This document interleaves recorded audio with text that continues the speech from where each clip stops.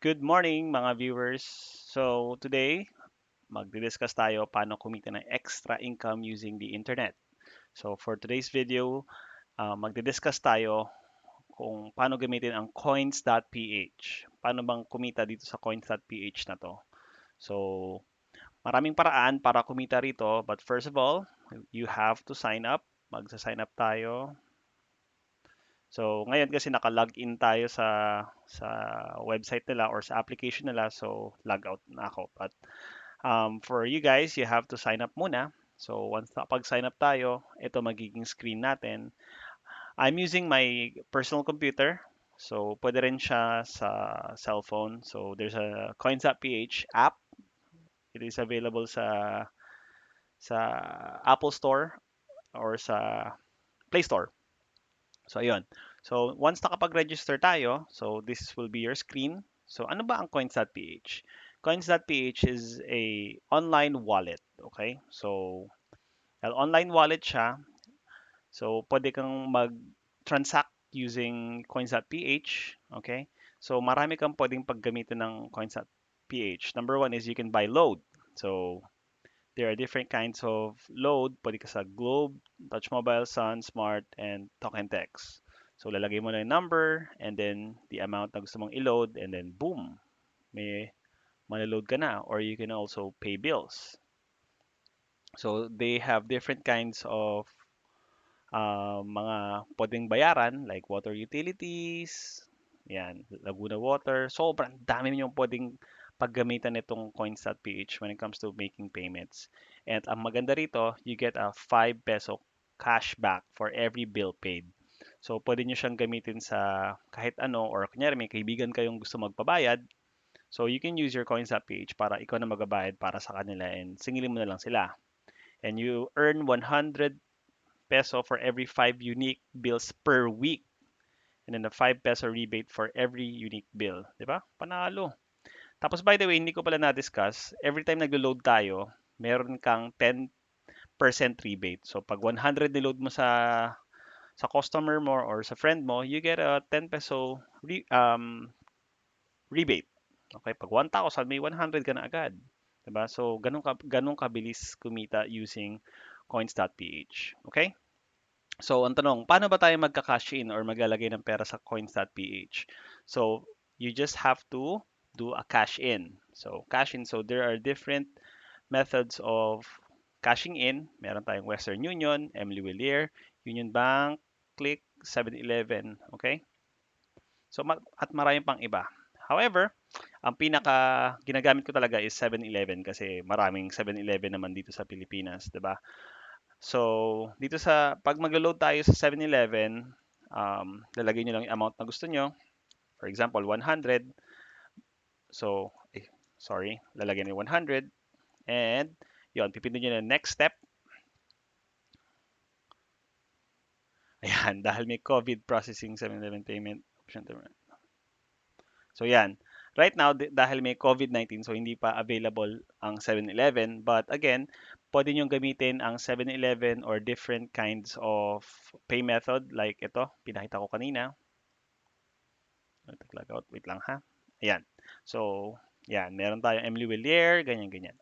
And also, advice ko lang, anything more than 100 is mas mataas yung, meron siyang konting dadagdag. For example, 200. So, meron tayong 4 pesos na idadagdag. Kung 1,000, alam ko, yun, parang may 2%, if I'm not mistaken. Yan, so, yun. So, pero kung iloload mo naman sa ibang tao yan, ang bilis naman ibalik yung 2% na yan. So, yan.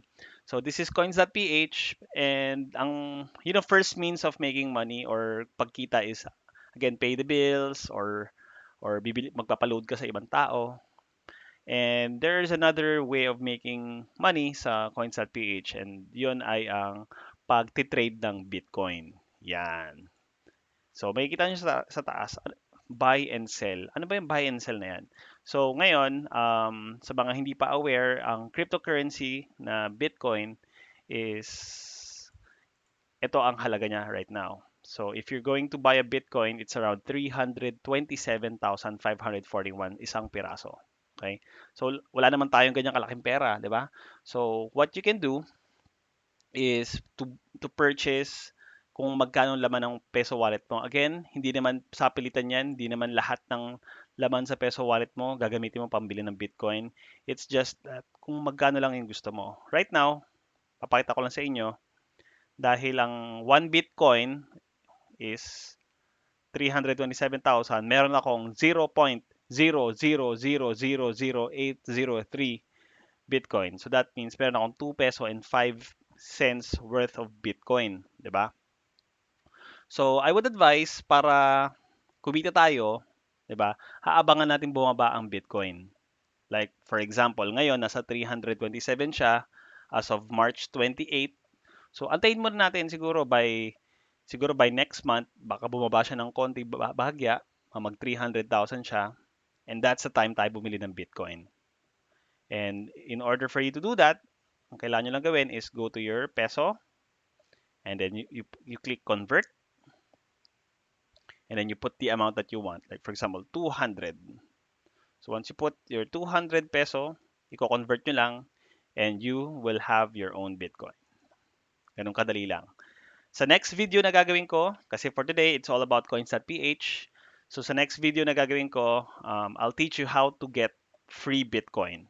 I'll just show you this. Teaser lang to. Meron tayong ginagamit na app or website din. It's called CoinPot. And I have different kinds of Bitcoin or cryptocurrency available. So tuturuan ko kayo paano makakuha ng mga Bitcoin. And then lahat nito is ipapasok natin sa Coins.ph.